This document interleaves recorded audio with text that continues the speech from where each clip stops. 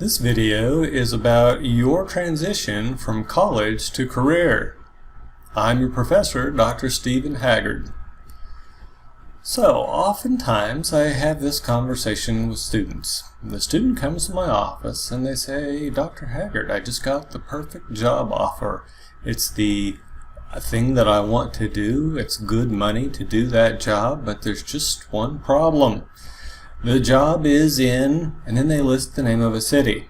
Now I'm going to just use Cleveland as an example here, though the locals told me when I lived there that Cleveland had come a long way since the river caught fire. But the general idea is this: the student doesn't want to live in Cleveland. You know, that's a matter of taste, and that's perfectly fine. But here's what I always tell a student. Look, you can live anywhere for 3 years. And that's about all the amount of time you're going to spend in your first job anyway. And once you get moved to a place, that place has very little to do with your happiness, other than perhaps weather. Not nearly as much to do with your happiness as your work life. So go ahead and take the job in Cleveland and do a great job. And what's going to happen is after 3 years or so, word is going to get out that you're doing a great job. And you will start getting calls from people called headhunters. Headhunters are people who go out and look for talent. They're retained by companies who need people and can't just put an ad out and get the kind of people that they want. And so basically these people have to be plucked from a current employer where they might actually be happy. And so you have to reach out to these people and entice them into interviewing for a different position with a different company. But these headhunters can be your ticket out of your current job and your ticket out of Cleveland. So don't freak out. It's not likely that you are going to be buried in Cleveland if you go there for your first job out of college. Chances are you're going to move around quite a bit before that happens, so don't worry about it. Just go and do a great job. Okay, so I'm going to give you a visual example here. And the visual example that I'm going to show you is roulette. Now notice the ball spinning around the rim of the roulette table. That's you. You, in college right now, are the ball spinning around the rim, preparing to jump off into your new career. Now notice, when the ball first falls onto the roulette wheel, it quickly bounces out of the first pocket that it lands in. That first pocket represents your first job. You're not going to spend a lot of time there. You're going to bounce on to something else. In fact, notice that the ball bounces more than once before finally landing at its final resting spot. And this is what's going to happen with you. You are going to bounce around several jobs and perhaps even more than one career before you wind up in your desired resting spot. And here's the fun thing. You might not even know what that desired resting spot is at this point in your life. So you need to leave yourself open to happy accidents and to trying different things. So let me tell you about my own personal story. First of all, you need to know that my dad worked for the same company for about 40 years. And so it was my thought that that is the way a career worked. That you went to work for a company and you stayed with it and you were loyal to the company and the company was loyal to you.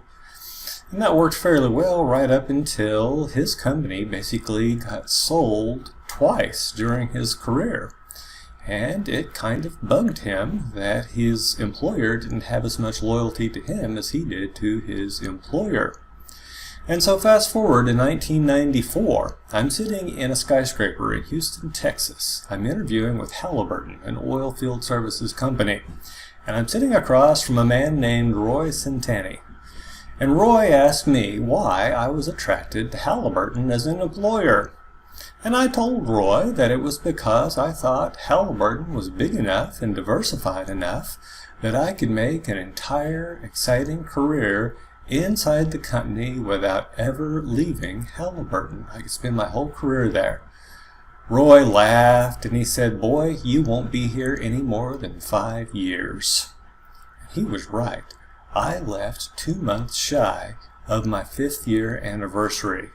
I don't know whatever became of Roy, but he was certainly a wise man.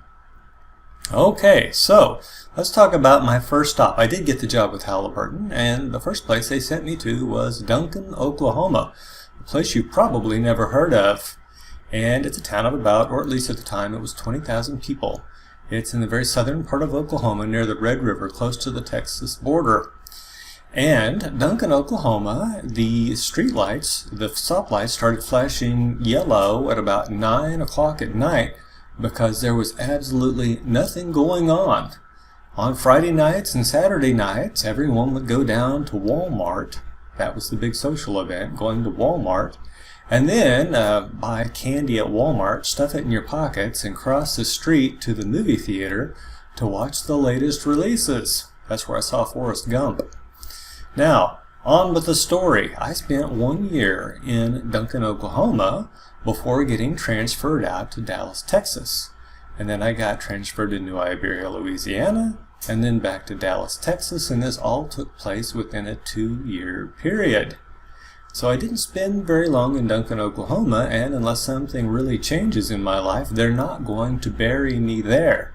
But there were a lot of people in my cohort of management trainees who were very hopeful that they did not get sent to Duncan, Oklahoma. But it wasn't a big deal. I only spent 1 year there. Now, fast forward. The year is 1998. I'm sitting at my desk in Dallas, Texas, and the phone rings. It's a headhunter. And this headhunter has an opportunity he thinks that might interest me. And so I go and interview with these folks up in Oklahoma, and they were lovely people, very bright, and they had a good opportunity. It just wasn't the right timing for me. They offered me the job, but I didn't take it. A year later, I got another call from another headhunter, and I ended up taking them up on that offer because some things had changed in my work situation. So, where was I off to then? Somewhere close to Cleveland. Now, was it a bad move? At the moment, it seemed like it was, but things worked out. And let me tell you about the rest of my story there. I got into an MBA program and was talking to some of the other folks there, and they realized that my situation wasn't the best, and so one of them told me to give me give him my resume, and he would give it to his company. And sure enough, they invited me in, and we talked, and they hired me. And it was a much better situation. So, I actually stayed at that company until I left for doctoral school in 2002. Now, let's talk about the different things that I did during this time. I wanted to be a mechanical engineer growing up, and I actually got to do that for a time at Halliburton. But it drove me nuts being locked in my little windowless office with my CAD scope all day long, drawing long round things with holes down the middle. And it just wasn't that exciting, but it did hold the terror of knowing that if I screwed up, someone might die. So, there were a lot of downsides to that. And so I moved out of that line of work into production engineering. And that was a lot better. And then I moved into production supervision, and I thought I was on the plant manager path. When I moved to Ohio, I was an engineering manager, manufacturing engineering manager and quality assurance manager at a facility there, before moving on to the other company and being a plant engineer there. Now this is while I am in the MBA program, while I am taking classes, and so every new class brings me new and exciting learning that I'm eager to apply. And so I happen to be finishing up my marketing class about the time that we were talking about entering into a new market at my new company in Ohio. And because it was a small company, I was able to basically walk to the front of the facility, which was the headquarters, from the rear of the facility, which was a manufacturing plant, and talk to the marketing people after my production engineering shift ended at 3 p.m. in the afternoon. And I would spend time with them and talk to them about what was going on. And before long, they started inviting me to their meetings. And I brought a big old binder full of information about this market they were about to enter, who the competitors were, who the potential customers were, and where we needed to be, who we needed to talk to. And they thought that was a good deal, and so they invited me to be part of this marketing push. And so I asked my boss, and she was quite lovely, and let me move from being a plant engineer to move up to marketing. And I helped launch a new product line. And once the product line got launched, they asked me if I wanted to be a salesperson. And the answer that people always give when asked if they want to do sales is no. People hate the idea of making cold calls. But they told me they would give me a company car. And so I said, sure, and I took the job. Now, here was a really cool thing. I loved being a salesman, and I could actually sell anything that I believe in because it's all about solving a problem for someone. And that's what us engineers do, right? We go out and solve problems for people. And if I could go out and use my company's product to solve a problem for the customer, it made me happy, it made my boss happy, and it made the customer happy. Everybody was happy. It wasn't like I was trying to sell someone something they didn't need.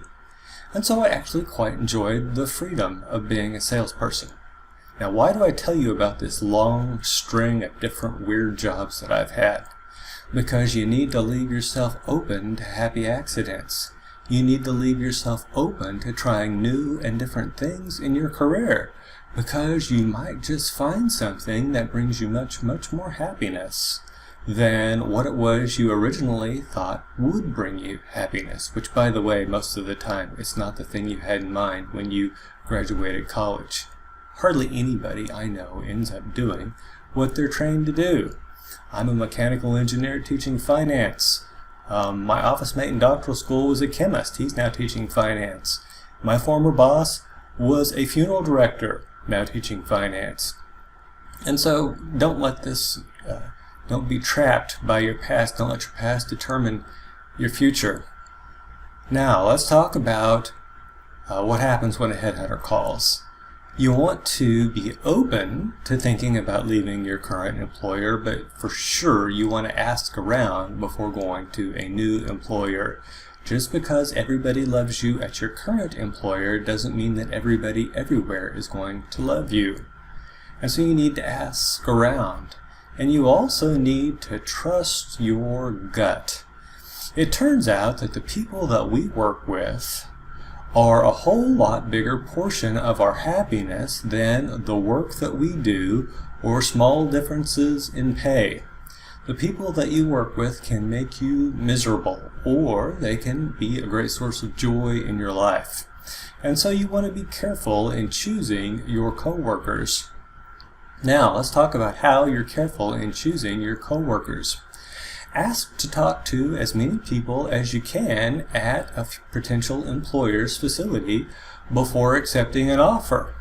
Also, once again, trust your gut. If your a-hole radar is going off like crazy while you're talking to people, there's a good chance that it's going to be a problematic relationship if you go to work there. Keep in mind, these people are on their very best behavior while you are there, just like you are. And if on their best behavior, they're still jerks, imagine what they'll be like once you've gone to work there.